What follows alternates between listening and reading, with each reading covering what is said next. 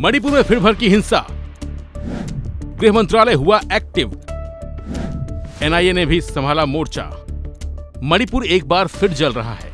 दिन ब दिन यहाँ के हालात खराब होते जा रहे हैं। आलम यह है कि राजधानी इम्फाल में भड़की हिंसा के बाद कई इलाकों में कर्फ्यू लगा दिया गया।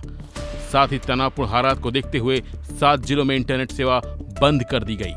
वहीं दूसरी तरफ मणिपुर में भड़की हिंसा को देखते हुए केंद्रीय गृह मंत्री अमित शाह ने महाराष्ट्र में अपनी रविवार सोमवार की चुनाव रैलियों को रद्द कर दिया है और वह रविवार सुबह दिल्ली आ गए। यहाँ आकर उन्होंने मणिपुर के हालात को लेकर अधिकारियों के साथ सिक्योरिटी रिव्यू किया। सोमवार को भी मणिपुर मामले को लेकर गृह मंत्रालय में एक उच्च स्तरीय बैठक बुलाई है। दूसरी तरफ हालात संभालने के लिए सीआरपीएफ के डीजी को भी मणिपुर रवाना कर दिया गया है, जबकि इससे कुछ दिन पहले ही मणिपुर के हालात संभालने के लिए सीआरपीएफ की 15 और कंपनियों को भेजा जा चुका है। हालात और बिगड़े तो मणिपुर में और केंद्रीय सशस्त्र बलों को भेजा जा सकता है। वही इस मामले में राष्ट्रीय जांच एजेंसी एनआईए ने भी मणिपुर पुलिस से 3 केस टेक ओवर कर लिए हैं। इनमें 11 नवंबर को सुरक्षा बलों के साथ मुठभेड़ में मारे गए 10 संदिग्ध उग्रवादी, एक महिला के साथ दुष्कर्म और उन्हें जलाकर मार देने वाला मामला और तीसरा कुछ घर जलाए गए जिसके बाद 2 शव बरामद किए गए।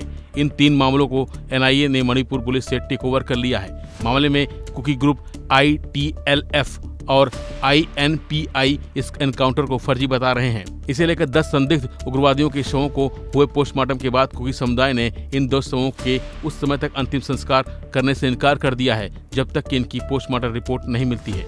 कुकी ने धमकी दी है कि अगर उन्हें रिपोर्ट नहीं मिली तो वह इन शवों को स्थानीय स्तर पर फिर से पोस्टमार्टम कराएंगे। वैसे मणिपुर में फिर से हुई इस हिंसा की शुरुआत मंगलवार से हुई, जब उग्रवादियों ने एक गांव पर हमला कर दिया, जिसके जवाब में सुरक्षा बलों ने 10 उग्रवादियों को मार गिराया था। साथ ही उसी गांव के एक ही परिवार के 3 बच्चों और 3 महिलाओं का भी अपहरण कर लिया गया था। और फिर शुक्रवार को असम बॉर्डर पर नदी के किनारे 2 बच्चों और एक महिला का शव मिलने के बाद यह अंदाजा लगाया गया कि ये सभी शव अपहरण किए गए लोगों के ही हैं। इसी को लेकर नाराज लोगों ने मंत्री के घर पर रुख किया, लेकिन जब उन्हें पता चला कि मंत्री जी राज्य में नहीं है, इसके बाद नाराज लोगों ने उनके घर में तोड़फोड़ की और आगजनी की घटना को अंजाम दिया।